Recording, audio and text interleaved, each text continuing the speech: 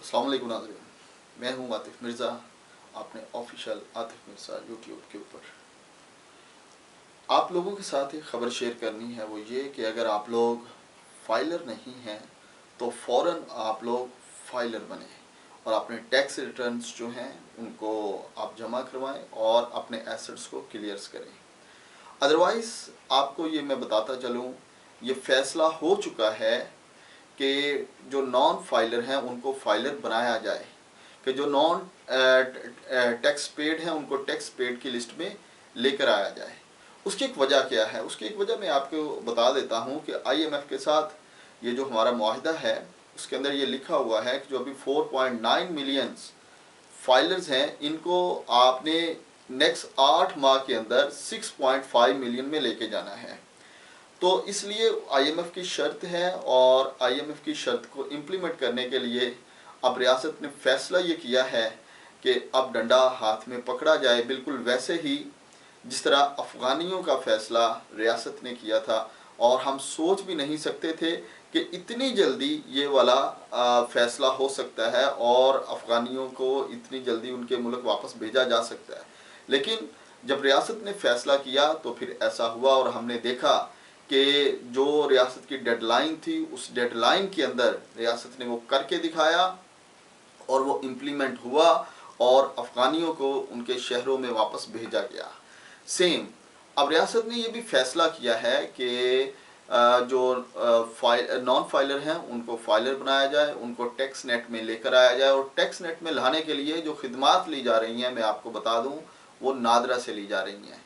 नादरा में जो identity card है उस आइडेंटिटी कार्ड के थ्रू ये देखा जाएगा कि कौन सी ट्रांजैक्शन हो रही है, कौन सी ट्रांजैक्शन नहीं हो रही। ठीक है, तो इवन के छोटी से छोटी जो ट्रांजैक्शन है उसको भी वॉच किया जाएगा और जो बड़ी से बड़ी ट्रांजैक्शन है वहाँ तक जाया जाएगा। और अगर ये कोई समझता है कि मैं तो पैसे के साथ लेन देन करता हूँ, मुझे टैक्स रिटर्न में आने की ज़रूरत नहीं है, तो याद रखिएगा कि अब ये क्योंकि नादरा के हेल्प के साथ हो रहा है। और आपको एक ही बात और भी याद रखनी चाहिए, जो इस वक्त नादरा के चेयरमैन हैं वो एक हाज़र सर्विस लेफ्टिनेंट जनरल हैं, तो इसलिए ये फैसला इम्प्लीमेंट भी होगा और एज सून एज पॉसिबल होके रहेगा। तो जो अब वो कैसे उन लोगों के साथ रसाई कैसे होगी, उनके आइडेंटिटी कार्ड के थ्रू होगी।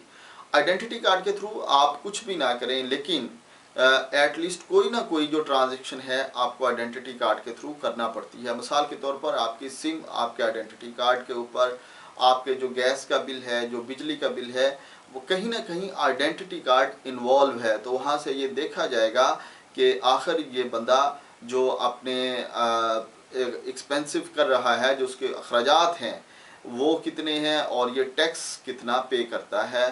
तो ये सारी चीज़ें अब मॉनिटर की जाएंगी। नादरा की इसके लिए खिदमात ली जा चुकी हैं। फैसला हो चुका है कि अब ये जो नॉन फाइलर हैं उनको फाइलर बनाया जाएगा। इसलिए बेहतर ये है कि आप लोग रियासत का, अभी रियासत में जो आपको कहा था ना कि डंडा पकड़ा, अभी डंडा उठाया नहीं है, तो रियासत के डंडा उठाने से पहले आप लोग फाइलर बने और अपने टैक्स रिटर्न्स जमा करवाएं, हुकूमत पाकिस्तान के साथ ताउन करें।